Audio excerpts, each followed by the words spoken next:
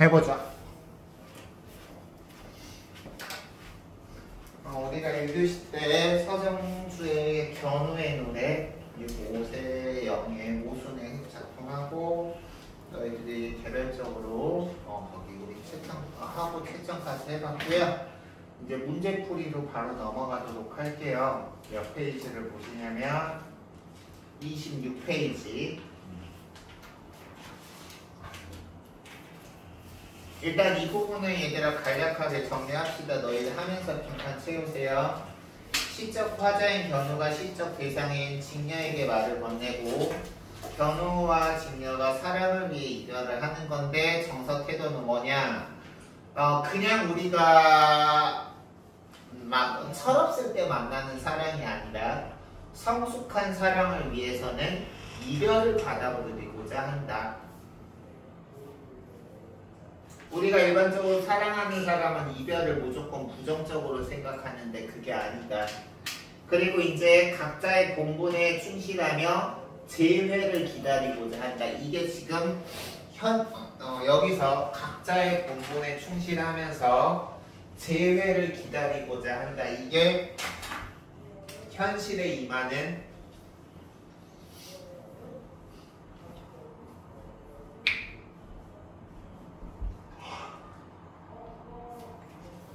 화자의 다짐인 거죠.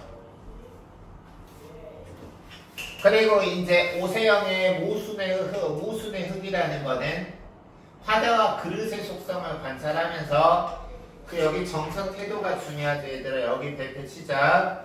그릇과 마찬가지로 인간도 실현의 과정이 있어야 성숙이 이루어지고 죽음을 거쳐서 삶이 완성된다. 우리가 죽는 거 좋아하는 사람 없을 거야. 나도 예전엔 그랬고. 근데 지금은 선생님은 죽는 거 솔직히 무섭지 않아. 선생님이 무서운 거는 사는 동안 내가 몇 년을 얼마까지 살지 모르지만 사는 동안 건강하지 못하고 아파서 골골대면서 살다 죽는 게 무서운 거지 죽는 거는 이제 무섭지 않더라고. 그래서 여기 보면 죽음을 거쳐서 삶이 완성된다. 즉 우리가 인생을 쭉 문장으로 나타내고 나면 죽음 딱 마침표가 이어져야 삶이 완성된다. 그래서 인간의 삶의 의미를 그릇을 통해서 성찰한다. 아시겠죠? 그럼 문제로 넘어가겠습니다. 일단 1번 문제는 어려운 문제는 아닌데 너무도 흔한 문제야. 특히 어디서? 복합지문에서. 복합지문에서는 우리가 같은 장르의 두 작품 이상을 한 지문 안에 놓기도 하고요. 그리고 다른 장르 뭐 시나 수필 아니면 뭐 소설과 시 이런 식으로 다른 장르를 하나로 엮기도 하는데 선생님이 아까 초반에 말했지만 서로 다른 작품을 하나로 복합지문을 낸다라는 거는 분명히 내용상에 있어서나 시적 표현에 있어서나 공통점이 있기 때문에 그래. 이걸 다른 말로 이제 연결고리라고 얘기를 할 텐데 이 공통점으로 적절한 것을 고르라고 하는 겁니다. 그러면 일단 1번 보시면 시상의 반전, 이걸 우리가 다른 용어로 시적 전환이라고 하죠. 우리 영화에서도 반전이 있는 영화들이 꽤 있어요. 반전이 있는 영화. 우리가 반전을 뭐로 반전이라 그래? 우리가 일반적으로 보다 보면 영화에서 이제 보다 보면 예상되는 흐름이 있잖아. 근데 그 예상되는 흐름하고 다르게 갑자기 내용이 예상을 벗어나는 어떤 흐름으로 흘러갈 때 반전이라 그러잖아. 그래서 우리가 그런 거를 시에서는 시성의 반전, 시적 전환이라고 하고 있는데 이 작품에서는 이별을 통한 사랑의 어떤 성숙한 사랑 그리고 파멸을 통한 진정한 완성이라는 흐름이 한결같이 유지되고 있지 갑자기 내용이 막 전환되거나 바뀌는 부분은 없죠. 다음 2번. 수미상관을 통해 구조적 안정감을 드러낸다. 수미상관을 통해서 구조적 안정감을 드러내는 것은 맞는 말이지만 이 구조적 안정감을 드러내는 수미상관이 사용된 것은 우리가 가나 중에서 뭐에만 해당해요? 나에만 해당하죠.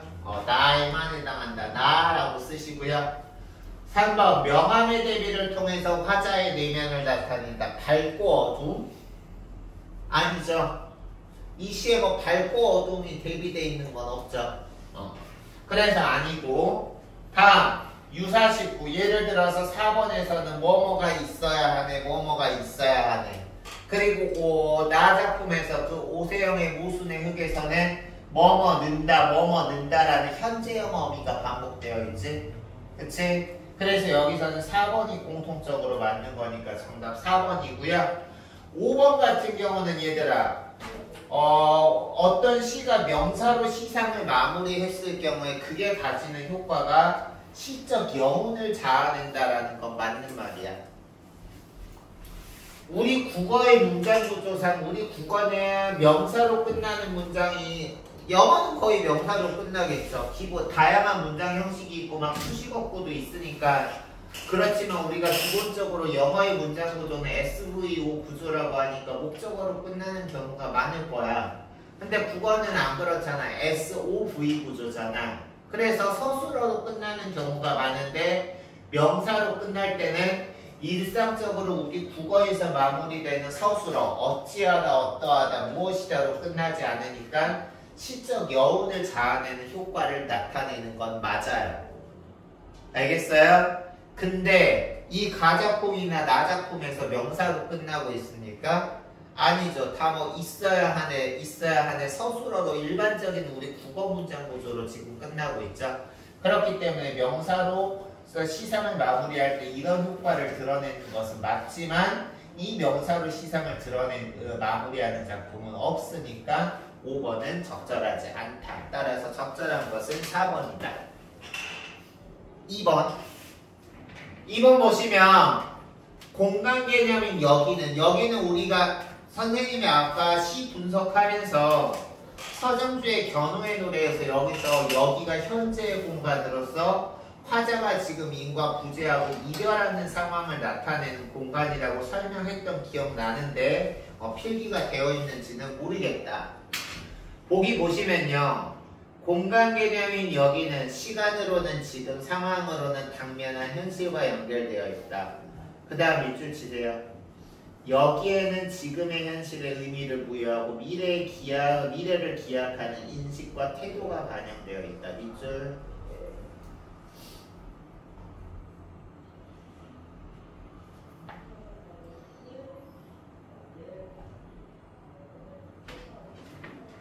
그럼 지금 여기에 부여되어 있는 지금의 현실의 의미 부여는 뭐냐? 이별하는 상황에서 미래의 만남에 최선을 다하자. 현실은 지금 이별과 이미 부재되어 있는 상황이야.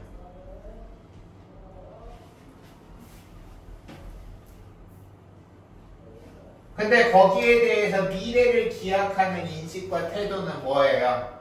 현재 지금 이별과 이미 부재한다고 무조건 좌절하는 게 아니라 미래를 기약하면서 현재의 자신의 직분과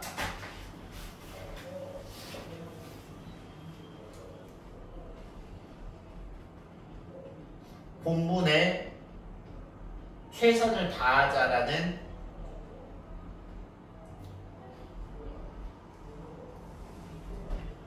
태도가 나타나 있죠. 알겠죠? 그래서 여기서는 그렇게 보시면 되겠습니다. 그래서 이 작품에서 여기의 의미는 이러한 맥락에서 파악해 볼 수 있다. 즉 여기 현재를 기점으로 해서 전반부에서는 현실에 대해서 화자의 의미고요. 즉 사랑을 위해서는 이별이 있어야 되고 그리움을 위해서는 은한물이 있어야 된다라고 했던 의미부여가 일어나고 있고, 후반부에서는 이를 대하는 화자의 태도, 우리가 시적 대상인 견우인 나는 지금 모래밭에 있고 너는 지금 구름에 있으니, 거기서 모래밭과 구름이 이제 이별하고 있는 시련의 상황이었죠. 그 모래밭과 구름이 있으니 거기에서 다시 만날 그날을 위해 각자 자신이 해야 할 일에 최선을 다하고 있자라는 화자의 태도가 형성되어 있다라고 우리가 이해를 하시면 되겠습니다. 그러면 선지를 하나하나씩 분석해 볼게요. 1번 A에는 화자가 이별이라는 현실에 부여한 의미가 단적으로 나타나 있다라는 거는 직접적으로 나타나 있는 걸 단적으로 나타나 있다 그래. 그럼 A는 지금 1년인데 사랑을 위해서는 이별이 있어야 한다고 하는 것처럼 이별이라는 현실에 부여한 의미가 이 이별이라는 거는 사랑을 진정한 사랑을 위한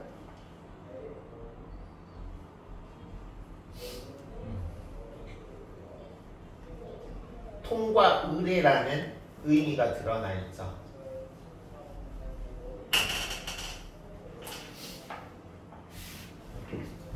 다음 B에는 A에서 여기에 부여한 의미가 변주되어 나타나 있다. 이거 선생님이 아까 수업하면서 변주에 관해서 얘기한 거 기억나는데 좀 시간 들여서 막 이제 영화 이해도 들어가면서 그래서 여기서는 우리가 그 사랑과 이별이 3, 4연에서 B에서는 거기서 그 사랑이 그리움으로 그리고 이별이 은합물로 변주되어 있다고 얘기했던 거 기억나니?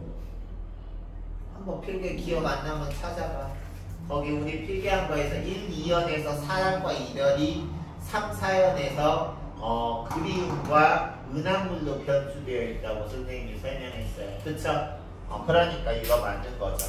너희들이 선생님이 설명하다가 그치라고 할 때 모르겠으면 그 앞에 지금 필기하는 거 너희들이 직접 찾아보는 거야. 그랬었나 하고 멍 때리는 게 아니라. 알겠어요? 다음 3번.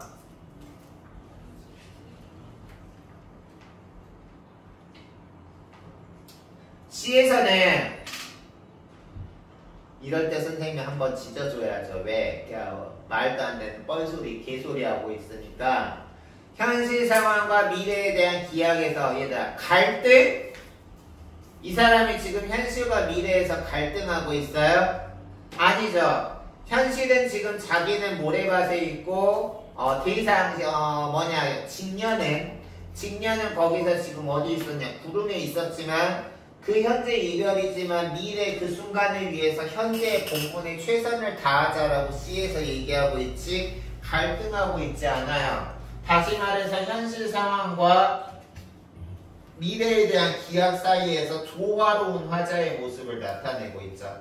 지금 현재는 이별과 시련이 있는 부정적인 상황이 나타나 있지만 그걸 미래에 대한 약속을 확신하기에 현재의 최선을 다하자라는 조화로운 마음가짐 자세를 가지고 있는 거야.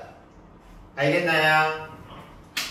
그래서 갈등 아니다. 따라서 정답은 3번이다. 다음 4번. C를 통해 여기가 화자의 견우뿐 아니라 직녀에게도 해당하는 여기가 바로 견우에게는 모래밭이었고 직녀에게는 구름이었죠. 근데 그 모래밭과 구름이 이상적인 공간이 아니라 현실에 직면하는 이별을 마주하는 공간이었죠. 따라서 4번 맞는 거고요. 5번. B는 C를 견주하면서 미래를 밑줄 치세요. 미래를 기억하는 화자의 태도를 드러낸다. 현실에 최선을 다하자라는 화자의 태도가 드러나 있죠. 됐습니까? 이따가 빈칸 채우기 할 때 한번 여기 견우직녀서를 다시 한번 읽어보시고요. 그리고 이제 3번에서 보기를 통해서 나를 감상한 내용으로 적절하지 않은 거라 그랬는데 유추는 서로 다른 대상 사이에서 유사성을 발견하고 밑줄 치세요. 유추 동그라미 치시고요. 유추라는 것은 서로 다른 대상 사이에서 유사성을 발견하고 그 유사성을 바탕으로 해서 밑줄 새로운 인식에 도달한다. 그릇과 인간의 유사성을 바탕으로 해서 인생, 삶이라는 것에 대한 새로운 인식에 도달하고 있죠. 인생과 삶이라는 거는 우리가 얘들아 너희들 한번 생각해봐. 종교가 있는 친구도 있고 없는 친구도 있겠지만 우리가 사는 평균 80년에서 100년 인생이 우리 개인으로서의 인생의 전부라면 나는 억울해서 못 살 것 같은데. 왜 억울해? 우리 살다 보면 나쁜 놈들이 오히려 사회에서 큰 소리 치고 돈 많이 벌고 더 떵떵거리면서 잘 살지 않나? 난 그래서 이 세상에서 만약에 우리가 사는 이 현재의 세상이 전부라면 아마 억울해서 돌아버릴 것 같아. 근데 결론은 뭐냐? 선생님은 결론은 뭐냐? 억울하지 않아. 나쁜 놈들이 국가의 권력을 잡고 무고한 시민들을 희생시키고 죽을 때까지 자기가 잘못했다는 사과 한 번 안 하고 뻔뻔하게 살고 편안하게 살고 그 후손들이 편안하게 살지만 지금은 이제 선생님이 억울하지 않아. 왜? 인생은 우리가 사는 80년, 100년이 전부가 아니거든. 전부가 절대 아니야. 그리고 우리가 그 사람이 사는 동안은 벌을 안 받을지 모르지만 분명히 그 후손이라든가 어떠한 방식으로든 우리가 살아보면서 직간접적으로 보니까 분명히 착한 사람은 당장은 아니더라도 나중에 그 대가를 자기가 원하지 않아도 받고요. 평소 나쁜 짓만 주구장창하면 당장은 잘 먹고 잘 사는 것 같아도 직간접적으로 나중에 그리고 본인이 벌을 안 받으면 후손이 어떻게든 벌을 받더라고. 그래서 지금 보면 인간이 여기서 그런 일반적으로 우리가 사는 동안 나만 잘 먹고 잘 살면 되지라는 그런 어떤 일반적인 관점이 아니라 새로운 인식에 도달해서 파멸을 통해서 한 단계 물질적인 부만 추구하는 게 아니라 정신적인 성숙 그리고 죽음을 통해서 완전히 끝나는 게 아니라 삶이 완성된다는 어떤 새로운 인식을 도달하고 있다. 이게 바로 오세영의 모순의 흙이 가지는 작품의 가치입니다. 알겠습니까? 그러면 적절하지 않은 것은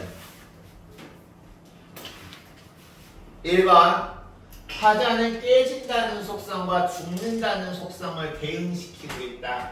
그릇이 깨지는 것도 파멸의 의미고 인간이 죽는다는 것도 일상적인 개념에서는 파멸의 의미로 유사한 개념이죠. 그래서 대응시키고 있는 거 맞고 2번은 화자는 대성과 유사하게 인간도 물에 젖고 불에 타는 것으로 바라보고 있다라고 했는데 이 부분이죠.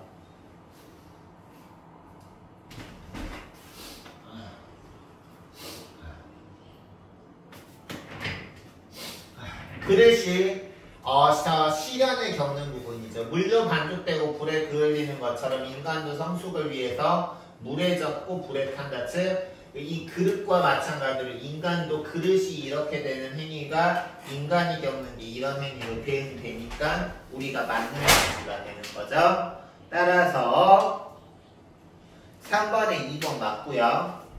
그리고 이제 하나의 접시가 되리라라는 거는 우리가 그릇의 원리와 인간의 원리가 같다라는 걸 인정하는 거니까 3번도 맞고. 다음 4번. 화자는 죽음을 잊고 생애에 충실한 대상에서 인간이 추구할 수 있는 생애의 영광을 발견한다. 여기서 생애의 영광은 죽음을 잊고 생애에 충실하면서 얻는 생애의 영광이라는 거는 어떤 물질적인 성취겠지. 그래 안 돼? 근데 이 화자는 지금 작품에서 인간이 겪는 살면서 겪는 물질적인 성취나 성취를 강조하는 게 아니죠. 왜? 생애에서 겪는 이런 물질적인 성취를 강조하는 순간에 보면 여기서 이 생애의 영광을 잔치한다 그랬잖아요. 이 생애의 영광을 잔치하는 순간에 깨져버린대. 그럼 이거는 뭐야? 생애의 영광이 전부가 아니라는 거잖아. 깨져버리니까. 알겠어? 그렇기 때문에 여기서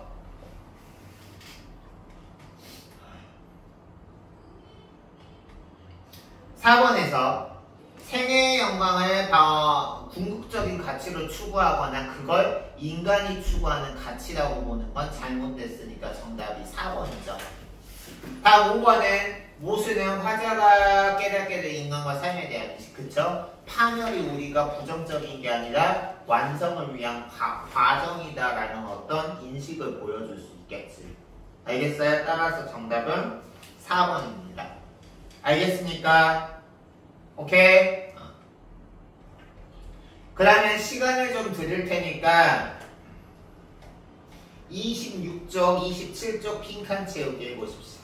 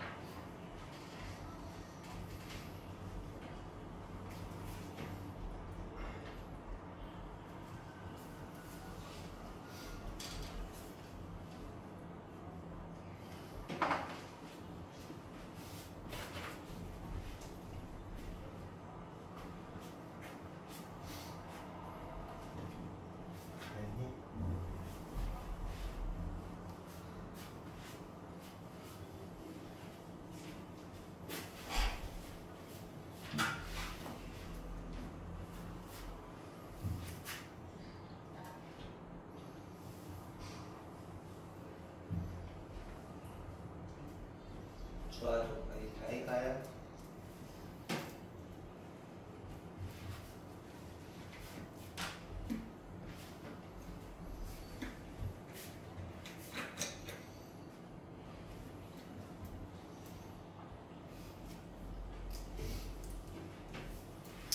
봅시다.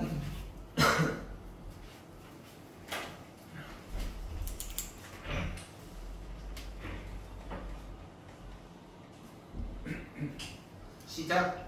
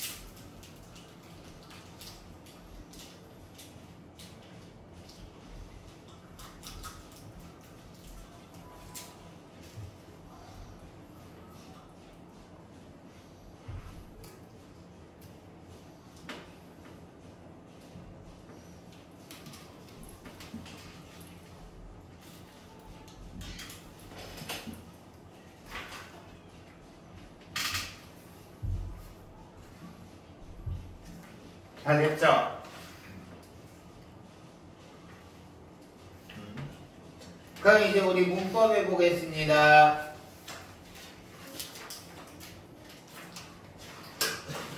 (40쪽)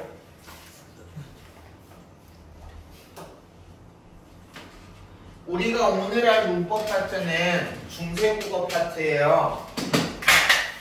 중세국어 파트는 우리가 고등학교 대신해서 안 나올 수가 없는 부분이기 때문에 이 중세국어 문법 같은 경우는 우리가 학원에서 특강 같은 경우도 우리가 특히 예비고일 같은 데서는 중세국어 문법 특강은 뭐 안 열면 안 된다라는 법칙이 있는 건 아니지만 우리가 거의 학원에서 특강하는 학원에서는 중세국어 문법 특강을 안 하는 학원이 거의 없을 정도로 이 중세국어는 우리가 중학교 때는 이제 현대국어, 지금 우리가 쓰는 한글, 지금 거기에 대한 어떤 문법적인 부분에서는 거기 부분에 주목을 했다면 고등학교에 올라가면 그런 부분에다가 플러스 중세국어까지 나와서 우리 수험생들의 두뇌를 좀 더 어지럽게 만들죠.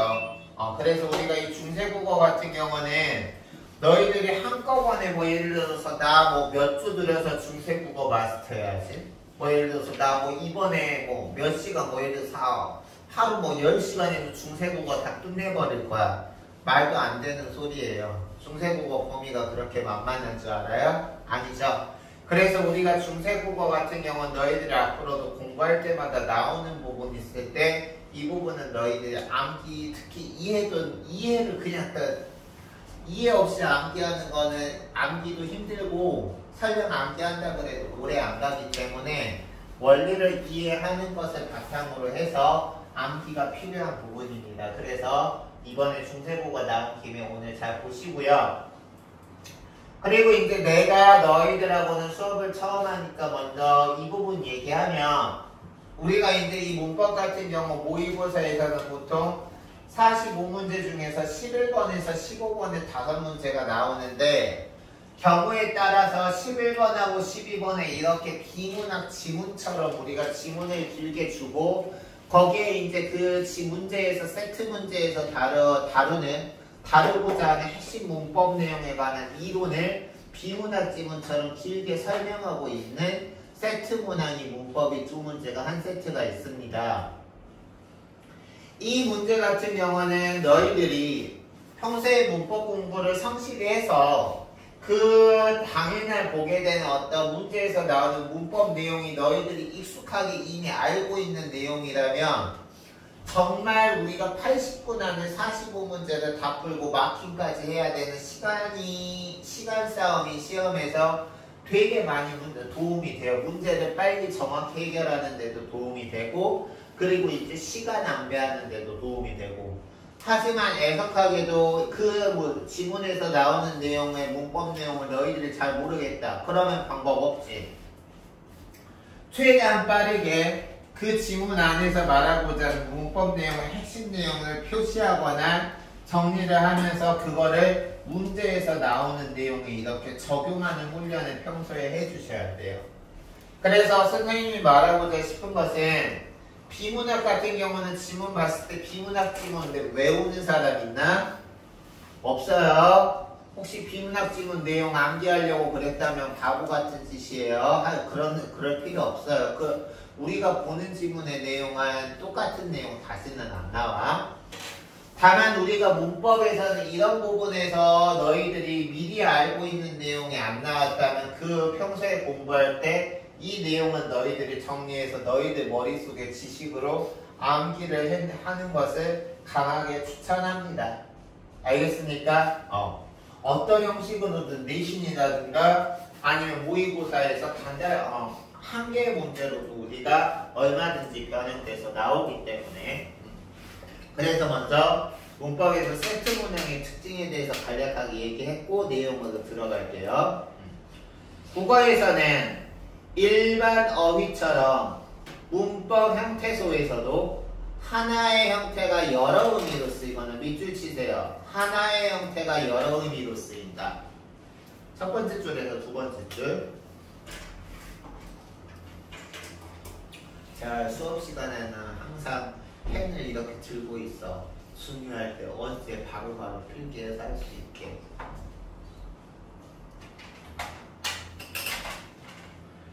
그리고 두 번째, 하나의 형태가 여러 의미로 쓰이거나 두 번째, 여러 형태가 하나의 의미로 쓰이는 현상이 있다. 전자는 일본의 형태를 말하는 거죠. 하나의 형태가 여러 의미로 쓰이는 거는 현대국어의 명사에서 높이, 저 빌딩의 높이는 높다라고 할 때 높이에 쓰인 명사는 명사 파생접사 2고요. 그리고 부사 높이, 여기서 부사 높이는 이 하이죠. 부사로 하이. 알겠어요? 그래서 여기 지금 보면 부사로 높이에 쓰인 이를 예를 들 수 있다. 근데 우리가 그래서 여기서 일단 첫 번에 알 수 있는 거는 이 이라는 접사는 명사 파생 접사로도 쓰이고 부사 파생 접사로도 쓰인다.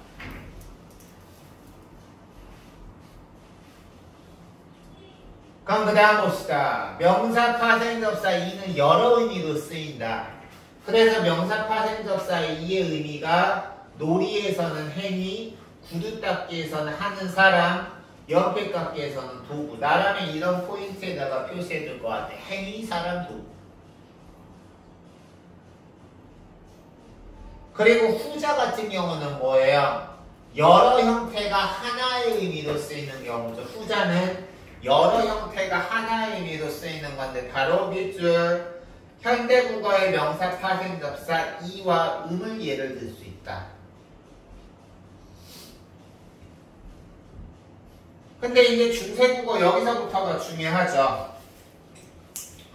중세국어에서도 명사 파생접사 이와 부사 파생접사 이가 존재하였다.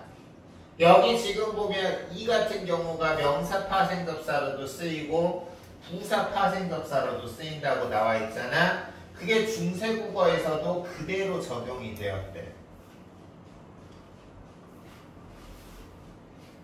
그래서 보면 예를 들어서 현대국어에서 길이, 이 길이가 길다 할 때 길이라는 명사는 현대국어에서 길이라는 명사도 있지만 우리 애국가에서 대한 사람 대한으로 길이 보전하세요 할 때 그 길이 있잖아.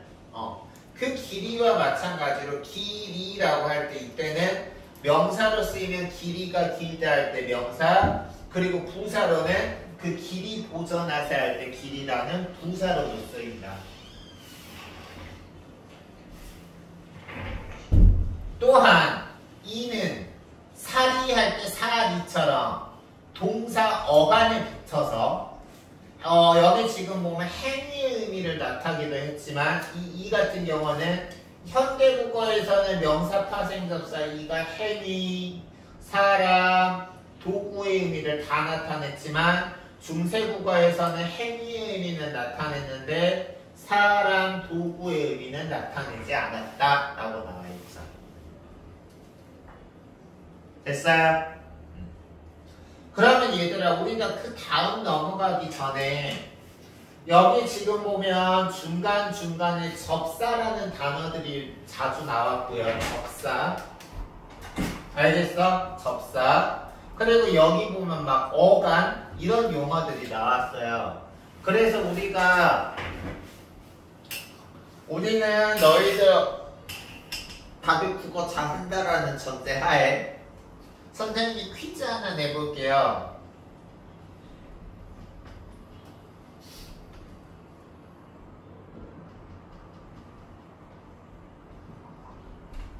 서로 매치를 이루는 개념들끼리 한번 너희들이 말해보세요. 예를 들어서 어가는 접사하고 함께 대응되는 개념인지 어가는 어미랑 함께 대응되는 개념인지 이거를 한번 너희들이 구별해보라는 거야. 일단 어가는 어간하고 같이 연결해서 알아야 되는 개념은 어미인가요? 접사인가요? 어가는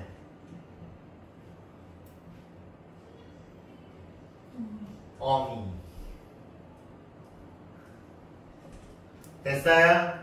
그리고 이제 어근이 접사랑 연결돼서 어근이나 접사는 합성어나 파생어 만들 때 많이 사용되죠. 알겠어요? 그러면 우리 이 개념부터 다시 한번 짚고 넘어갑시다. 어근이라는 거는 우리가 뭐가 어근이에요? 우리 오전에서 물어봤을 때 한 친구는 말의 근본이래요. 선생님이 박수 쳐줬어요. 물론 정확한 답은 아니지만 선생님은 수업 시간에 물론 개인 성격 때문에 그런 경우도 있지만 수업 시간에 이렇게 선생님이 질문했을 때 너희들이 아는 것을 말을 하고 이렇게 설령 틀리더라도 그런 과정에서 공부가 더 돼요. 어근이라는 거는 맞아 말의 근본이야. 정확히 말하면 단어에서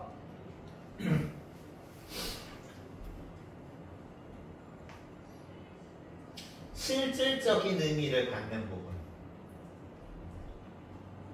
너 헛소리 좀 그만해 라고 예를 들었을 때 헛소리에서 우리가 그는 거야. 헛소리 소리죠. 수많은 소리에서 쓸데없는 개소리 그만해 할 때 헛소리 그만하라 그러잖아. 헛이 접사인 거죠. 그래서 접사라는 거는 어근 앞뒤에 붙어서 뜻을 더할 수도 있고 제한할 수도 있고요. 뜻을 더하거나 제한하기도 하고 품사를 바꾸기도 하죠.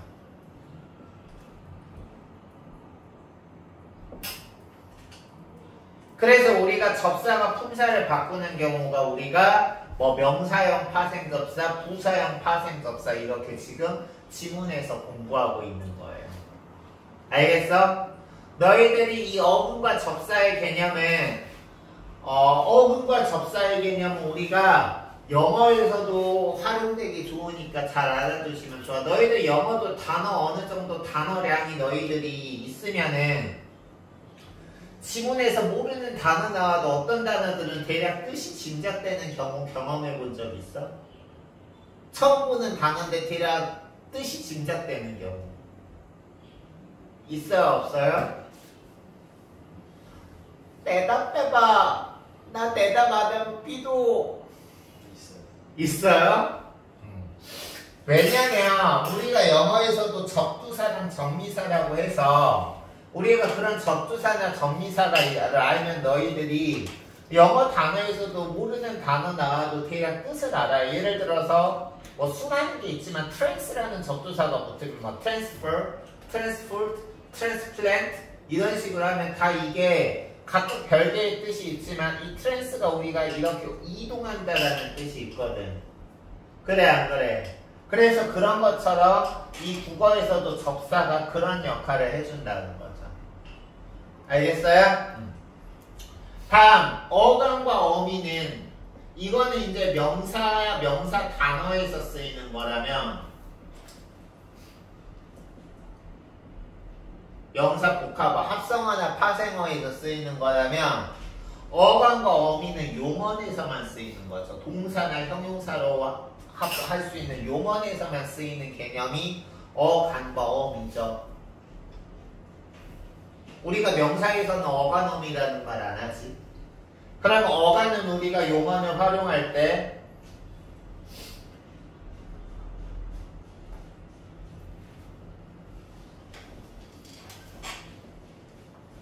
변하지 않는 부분이죠.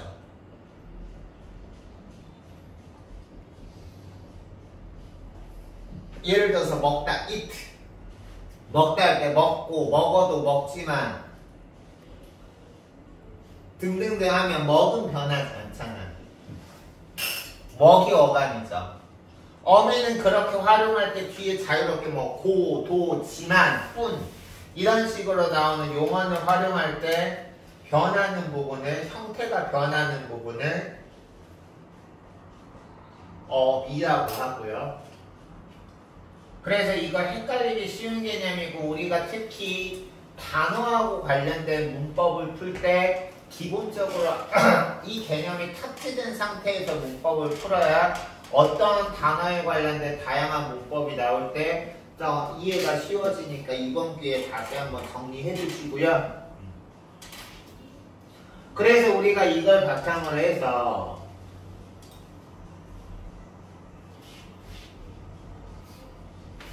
여기까지 했어요, 지금. 그럼 이제 그 다음 볼게요.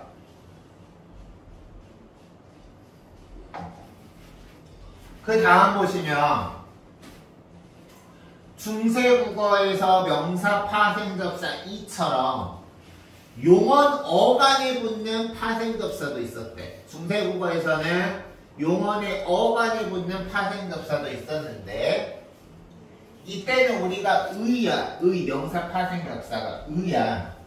그래서 여기 지금 보면 봐봐. 이거 지금 보면 넓이도 같이 하고 할 때 넓다 할 때 이 넓이라는 용언의 어간에다가 여기서 지금 보면 의가 붙어가지고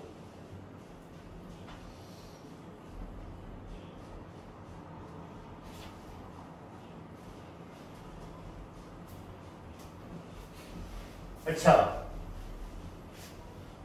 이렇게 쓰였다.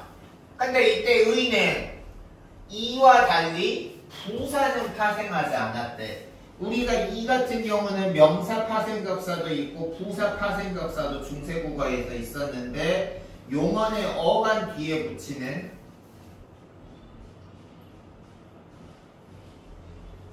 의는 명사 파생접사로만 쓰이고 부사 파생접사로는 쓰이지 않았다는 거야.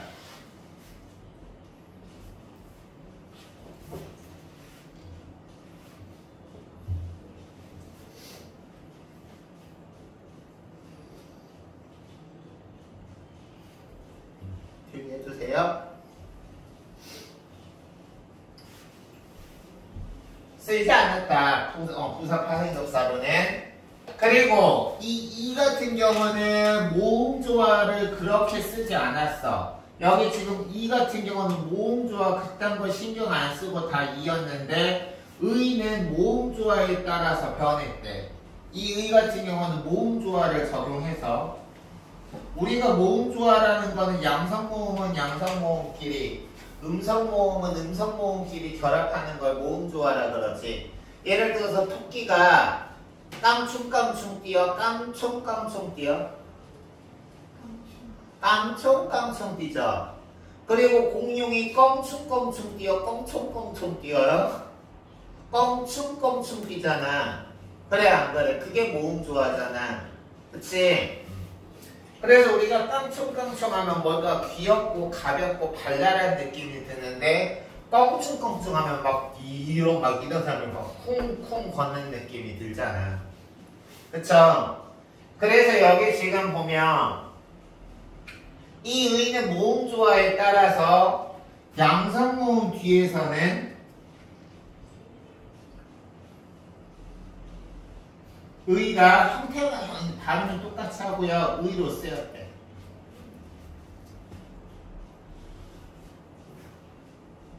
음성모음이나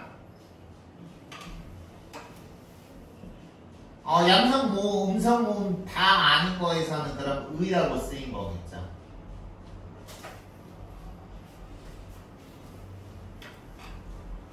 그래서 여기 지금 보면 어라는 음성모음 뒤에 나왔기 때문에 봐봐, 어라는 음성모음 뒤에 나왔기 때문에 의라고 그대로 쓰였고요. 여기 볼까요? 높이 할 때 오라는 양성모음이 쓰였기 때문에 봐봐, 이렇게 의가 아니라 이렇게 의로 쓰인 거죠. 됐어요? 그래서 중세국어도 너희들이 공부하면 재밌어요. 중세국어도 되게 보면 외국어 같이 생겼잖아. 이건 뭐 우리말인데 우리말이 아니라 외국어 같아. 근데 이거는 우리말만 그런 게 아니야. 선생님이 이제 외국어는 영어, 중국어, 러시아 해봤는데 선생님이 그 중에서 세계 외국어 중에서 러시아어가 상대적으로 내가 할 수 있는 외국어 중에서 제일 수준이 부족해요. 그래서 러시아어는 막 중세 러시아어까지는 모르는데 중국어나 영어, 중국어 고대 중국어 보면은 현대 중국어 아무리 잘해도 고대 중국어, 고전 중국어 보려면 그 문법이나 이런 거 다시 공부해야 돼. 그리고 영어도 마찬가지야. 중세시대 때 셰익스피어가 막 4대 비극 썼잖아. 셰익스피어. 그 원전 보면은 지금 영어랑 다 달라. 단어들부터 다 달라. 알겠어? 그래서 이거를 너희들이 중세국어 공부할 때 왜 우리말만 이렇게 시대에 따라서 무슨 외국어처럼 생긴 거야? 이런 불만 가질 필요 없어요. 언어들이 다 그래. 알겠어? 그래서 여기 지금 보시면 이거 알아두시고 다음 한편 중세국어에서는 의가 아까 의 같은 경우는 우리가 여기 지금 보시면 용언의 어간 뒤에 붙을 때는 명사 파생접사가 됐는데 앞 체어 뒤에 붙었을 때는 의가 관형격 조사와 부사격 조사로 쓰이기도 했대. 용언 어간 뒤에 붙을 때는 의가 명사 파생접사, 그리고 체어 뒤에 붙을 때는 관형격 조사와 부사격 조사로 쓰였다. 너희들이 이제 지금 이런 능력을 가지라는 게 아니라 너희들이 공부를 꾸준히 하면 너희들이 글을 읽을 때 그냥 이 정보가 그냥 무의미하게 나열된 정보가 아니라 어떤 정보와 어떤 정보를 이렇게 대응해서 알아두면 좋은지가 눈에 보여요. 알겠어요? 여기서는 지금 보면 이 의라는 접사가 이처럼 이는 우리가 명사 파생접사, 부사 파생접사 다 됐는데 이 의라는 거는 용언 어간 뒤에 붙어서 명사 파생접사로만 역할을 하고 부사 파생접사로는 역할 안 하지.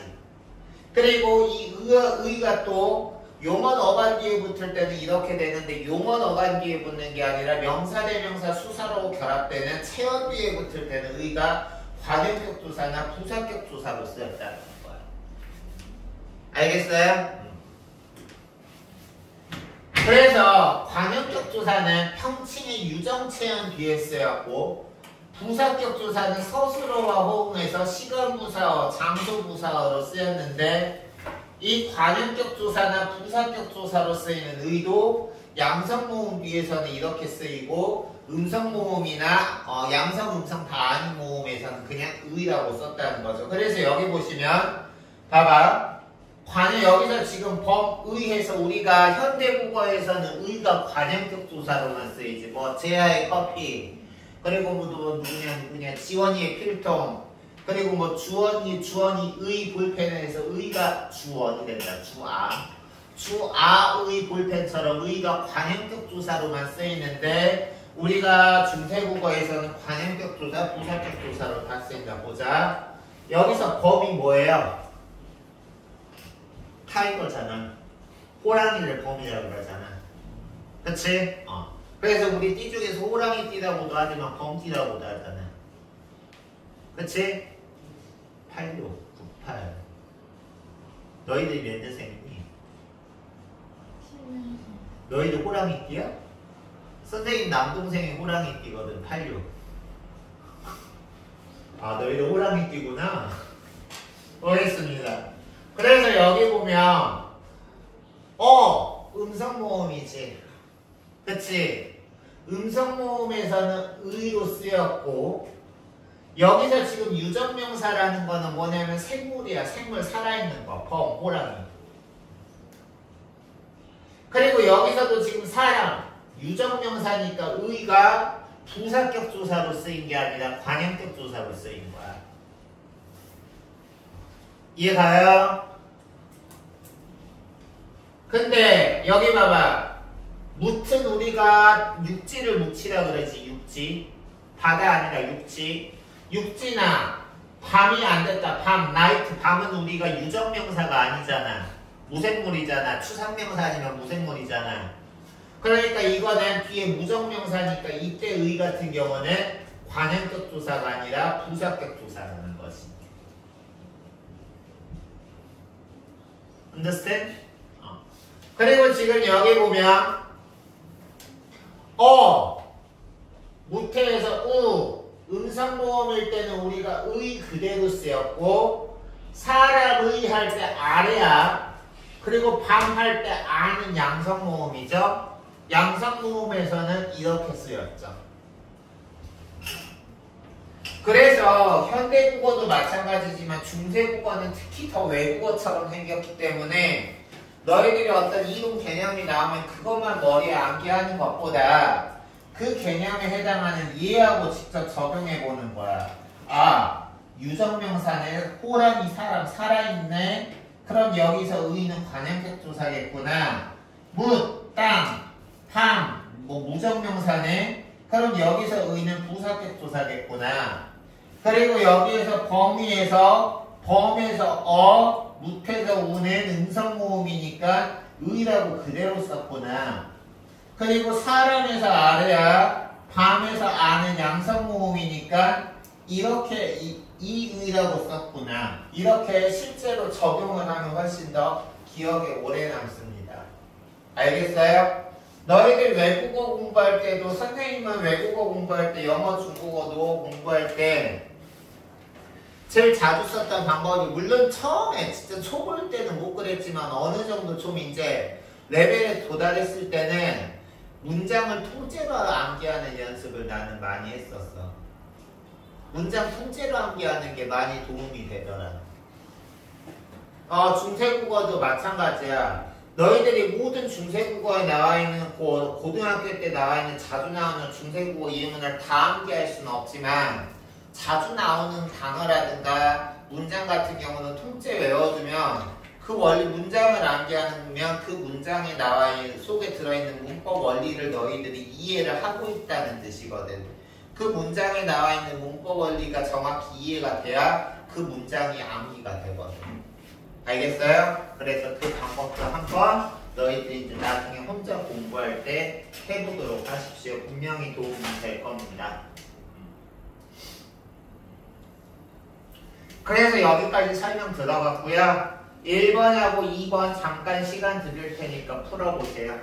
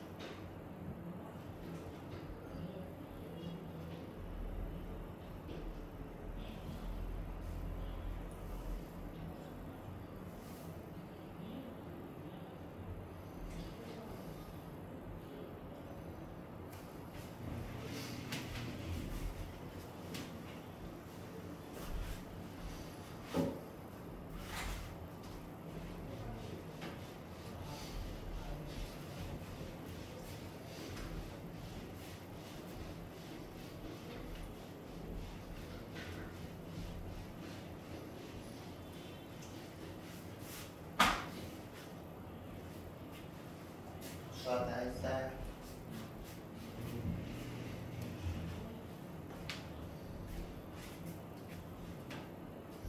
1분만 더 드릴게요.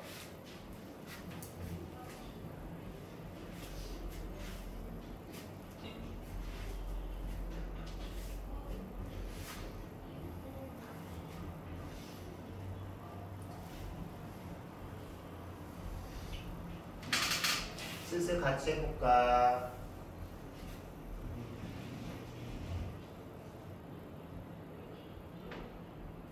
진짜 1분만 더 준다.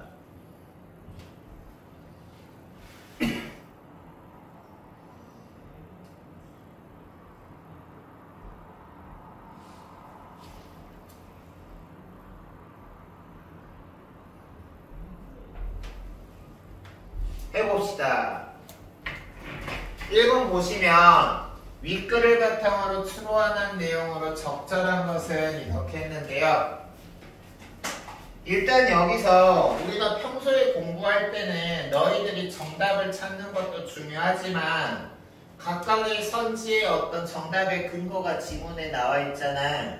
그 지문의 근거하고 연결시켜보는 것도 공부예요. 그래서 여기 보시면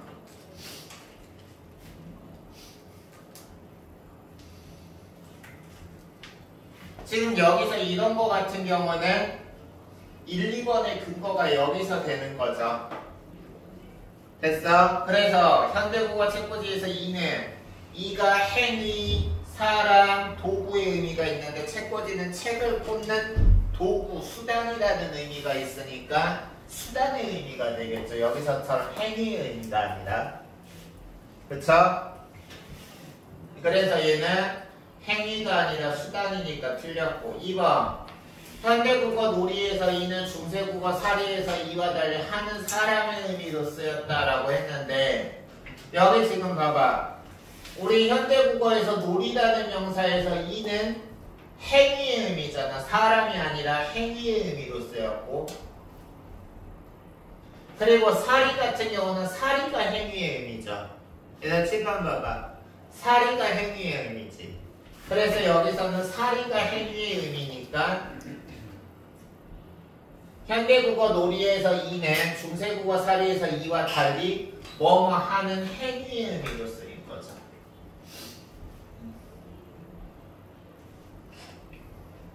다음 3번 현대국어 길이처럼 중세국어 길이도 명사와 부사로 쓰였다라고 했는데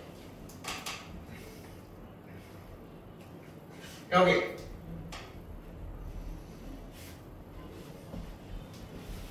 이게 지금 여기서 이거죠. 3번. 그럼 여기서 일단 이라는 접사는 중세국어에서도 지금 현대국어처럼 중세국어에서도 이라는 접사가 명사하고 부사, 파생접사로 쓰이는데 맞아. 명사하고 부사로 쓰인 거. 근데 여기서는 길이가 아니라 길이죠. 이거. 다음 4번 중세국어 접사에서 의가 붙는 거는 두 가지 품사로 쓰였다. 엥? 개소리? 우리가 중세국어에서 여기 보세요. 이라는 접사는 현대국어처럼 명사 파생접사하고 부사 파생접사로 쓰였지만 의는 어땠어요? 의는 명사 파생접사로만 쓰였죠. 그래 안 그래? 그래서 여기서 4번도 틀린 거고요. 5번 중세국어에서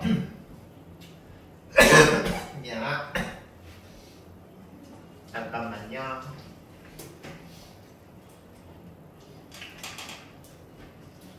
중세국어에서 체언의 조사의가 붙은 말은 관형어나 부사어로 사용된다라고 했는데 이거 아까 선생님이 강조했었어. 지문 설명하면서 어디에서 강조했냐면 의가 용언 어간에 붙을 때는 명사 파생접사로 쓰였는데 체언 뒤에 붙을 때는 관형격 조사나 부사격 조사로 쓰인다 그랬죠? 그러니까 체언 뒤에 조사 의가 붙은 게 의가 관형격 조사나 부사격 조사 의니까 그 의가 붙은 단어는 관형어나 부사어로 쓰이는 거 맞겠죠? 알겠어요? 따라서 정답 5번. 됐습니까? 다음 2번 문제 풀어봅시다. 윗글을 바탕으로 해서 보기에 중세국어를 이해용한 내용으로 적당하지 않은 것은 이라고 했는데 1번 곁의라는 거는 지금 보면 곁이라는 체언 뒤에 의가 붙었잖아. 그치? 그럼 얘는 관형격 조사 아니면 부사격 조사지. 그래 안 그래? 그치? 근데 여기서 해석을 지금 보니까 부사격 조사로 쓰인 거죠. 그래서 부사격 조사 맞고, 그리고 우리가 이 의 같은 경우는 양성 모음이 앞에 올 때는 이렇게 썼는데 음성 모음이 앞에 올 때는 이렇게 썼으니까 우리가 양성 모음은 아, 야, 오, 유가 양성 모음이고 음성 모음은 여, 우, 유가 음성 모음이잖아. 그러니까 여기서 음성 모음 뒤에 의라고 쓰인 것도 맞는 거죠. 됐어요? 우리가 선지 분석할 때는 치밀해야 돼요. 알겠어?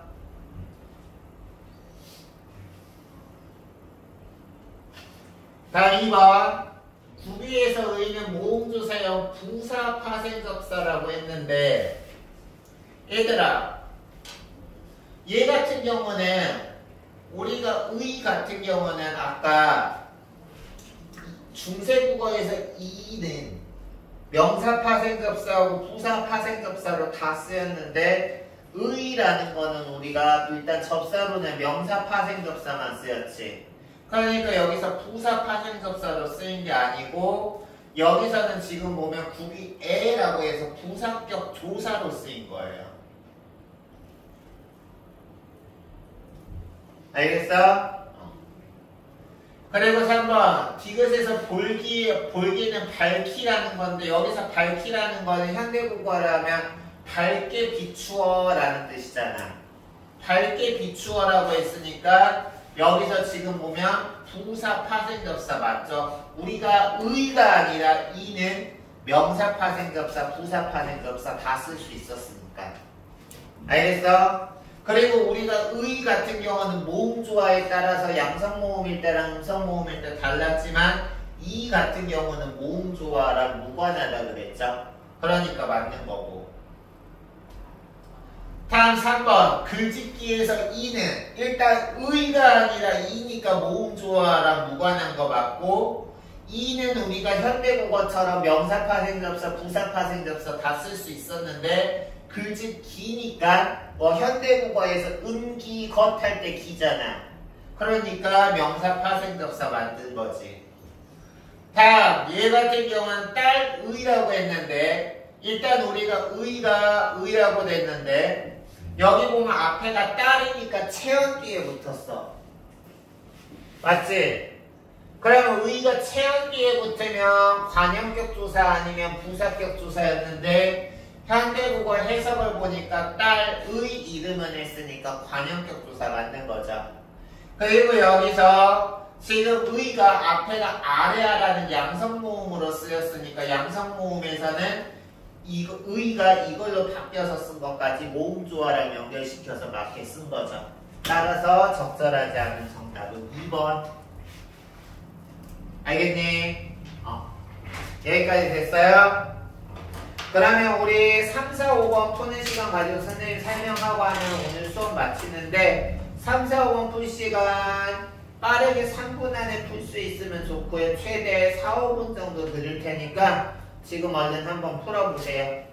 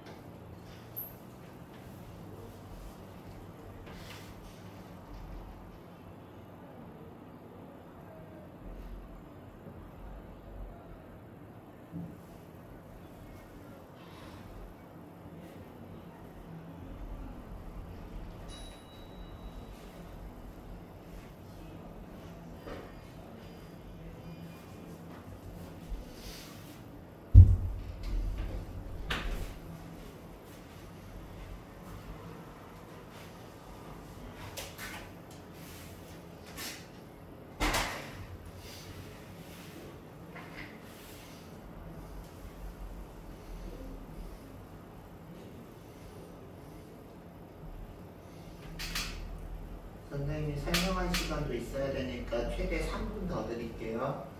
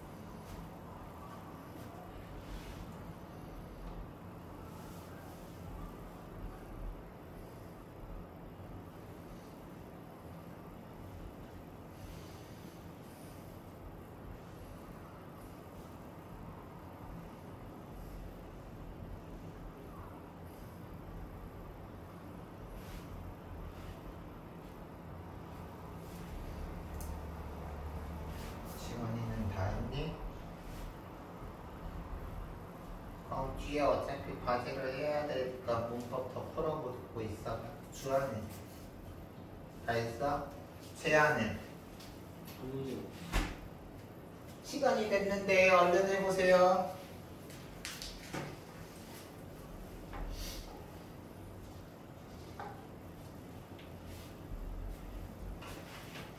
됐어? 봅시다. 이 세 문제만 하면 됩니다. 파이팅 합시다. 3번 보기는 중세국어를 학습하기 위한 자료를 다 바탕으로 적절하지 않은 것은 이렇게 했는데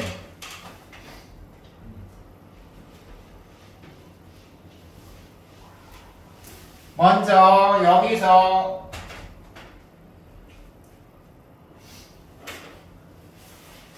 부른다를 이렇게 지금 얘기했죠. 이거 같은 경우 부른다를 이렇게 했고 있나이다를 지금 이렇게 했는데 여기까지는 똑같잖아. 그쵸? 느다. 그치? 근데 우리가 여기서는 지금 얘는 이게 없고 얘는 이게 있고의 차이잖아. 그치? 이게 없는 거는 그게 부른다가 됐는데 있는 거에서는 사내 아이가 있다가 아니라 있습니다라고 됐어. 그러면 우리가 높이면은 우리가 주어를 높이는 주체 높임, 목적어나 부사어를 높이는 객체 높임, 그리고 듣는 청자를 높이는 상대 높임, 즉 해라, 하게, 하오, 하십시오체라고 우리가 나는 상대 높임이 있는데 이 하십시오체가 하십시오체 중에 하나가 뭐뭐 씁니다야. 그러면 여기서는 지금 보면 이 선어가 없을 때는 부릅니다라고 하지 않고 그냥 부른다인데 있을 때는 있다라고 안 하고 있습니다라고 한 걸 봐서 이 선어말 어미가 하십시오체로 상대 높임으로 쓰였다라는 걸 추론할 수 있는 거죠. 됐어요? 다음 2번. 의가 관형격 조사하고 주격 조사로 모두 쓰였다. 여기서는 지금 최원 뒤에 쓰여서 관형격 조사로 쓰였고 여기서는 지금 이거는 우리가 앞에서 의가 체언 뒤에 붙을 때는 관용격 조사나 부사격 조사로 쓰인다고 1, 2번 세트 문제에서 공부했었잖아요. 그래 안 그래? 그렇기 때문에 여기서는 관용격 조사랑 아침에 할 때 부사격 조사로 쓰인 거죠. 2번이 틀린 정답이죠. 됐어요? 그리고 3번 같은 경우는 C를 통해 체언의 목적격 조사가 결합할 때 모음 조화가 지켜졌다라고 했는데 임금을 옷을 이라고 했는데 여기서는 지금 보면 목적격 조사가 지금 을에서 을이죠. 그래서 체언의 목적격 조사가 나올 때 모음 조화가 지켜졌다라고 해서 봐봐. 을이 붙어도 이 을, 오 똑같이 모음 조화가 그대로 여기 있는 양성 모음이 양성 모음으로 이어졌고 여기 있는 음성 모음이 음성 모음으로 계속 지켜졌죠. 그러니까 3번 맞는 거고. 다음 4번. 디귿을 통해 우리 치동중학교 여기 치동솔빗이니까 다 9월 때 특사무교재로 수업했을 텐데 거기 문법에서 우리 판정의문문과 선택의문문에 대해서 공부한 지문이 있었어요. 기억나는지 모르겠는데 그래서 판정의문문은 영어로 치면 yes, no 의문문이고요. 설명의문문은 우리가 who, when, where, what, who, why, when 뭐 이렇게 나와 있는 의문사가 있어서 그 의문사에 대한 설명을 요구하는 의문문이 설명의문문인데 보시면 마땅히 몸에 있느냐라는 거는데 아니요? 라고 하는 판정의문문이잖아. 판정의문문일 때는요. 그리고 구라제는 지금 어디 있느냐? where라는 것에 대해서 설명을 요구할 때는 near가 아니라 new로 바뀌었죠. 그러니까 종결어미가 near, new로 바뀌었으니까 4번 맞는 거고. 됐어요?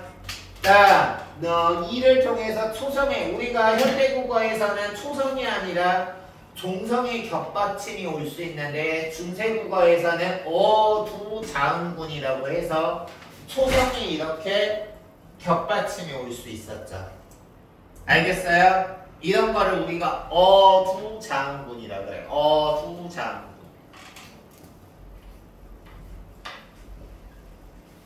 그래서 정답 2번이죠. 됐습니까? 그러면 4번 문제 보겠습니다. 다음은 중세국어의 접속조사 탐구결과 정리했을 때 적절한 것은? 이라고 했는데 일단 A번 봅시다. 현대국어나 중세국어 모두 와나 가가 둘 이상의 체언을 같은 자격으로 이어준다라고 했는데 입시을, 혀, 어금니를 지금 같은 자격으로 다 이어주고 있죠.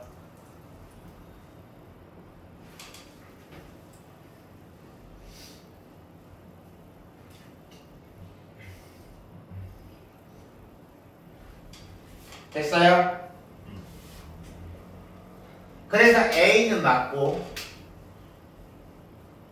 B하고 C 봅시다.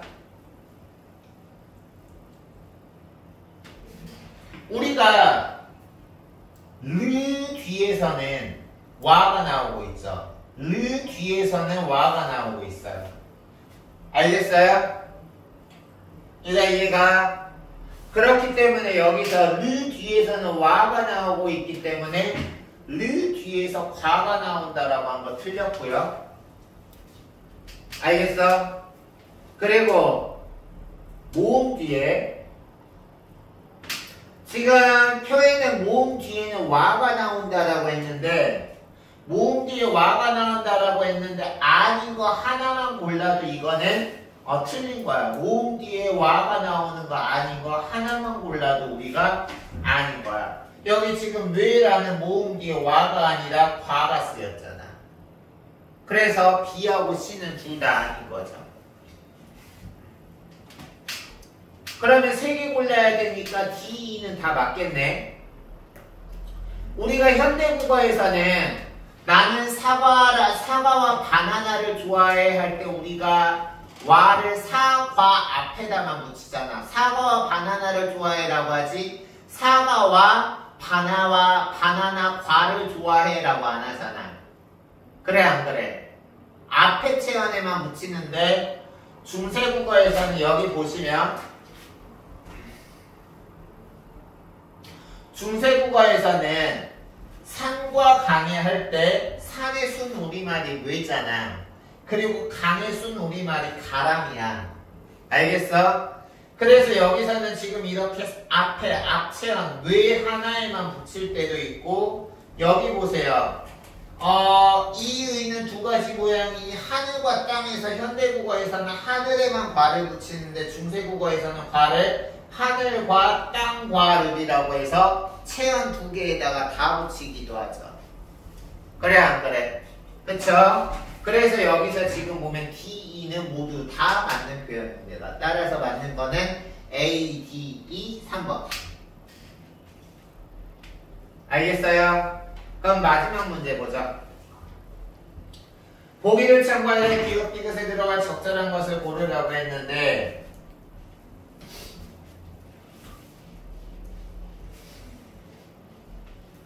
현대국어에서는 의는 관형격조사로만 쓰이지만 중세국어에서는 관형격조사 의가 이렇게도 쓰였다. 선행하는 체언이 무생물이거나 무생물 추상명사거나 무정체언 이거나 존칭의 유정체언일 때는 시옷이 쓰였고 선행하는 체언이 존칭이 아닌 일반 그냥 생물일 때는 모음조화에 따라서 다음이 쓰였다. 양성모음일 때는 이게 쓰였고 음성모음일 때는 이게 쓰였다는 거겠죠. 됐니? 그럼 일단 부처는 우리가 본 적은 없지만 살아계신 석가모니 살아있는 사람이잖아. 유정명사면서 부처는 존경의 대상이니까 여기서 부처는 존칭의 유정체언인 거죠. 알겠어? 그러니까 시옷이 붙여서 부텨시라고 해야지. 1, 2번 중에 정답으로 범위가 좁혀졌고요. 다음 범을 할 때 범 호랑이야.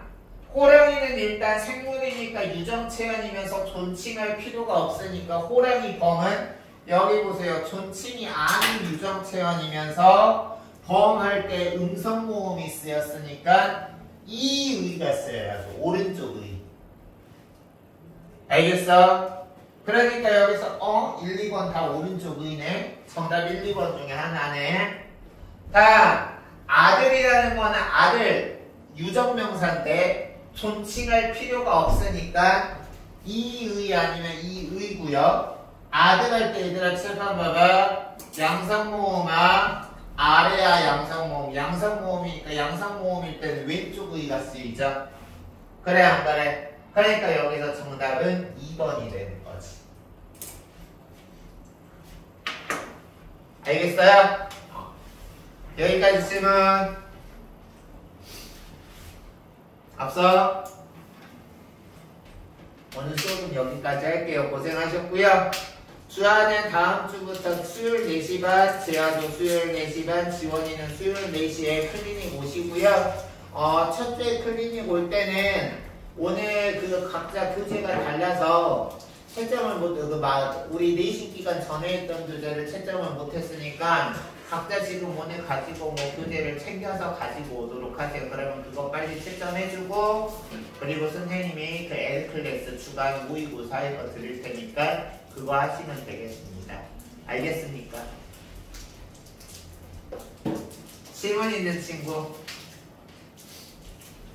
국민이 올 때까지 숙제를 다 해야 되는 것 숙제 같은 경우는 너희들 숙제 같은 경우는 각자 우리 오늘 일주에서 그 선생님이랑 각자 비문학, 문학, 문법한 거 거기가 선생님이랑 수업 시간에 나가야 될 진도고 그 나머지 부분은 다 너희들 과제인 거 알지?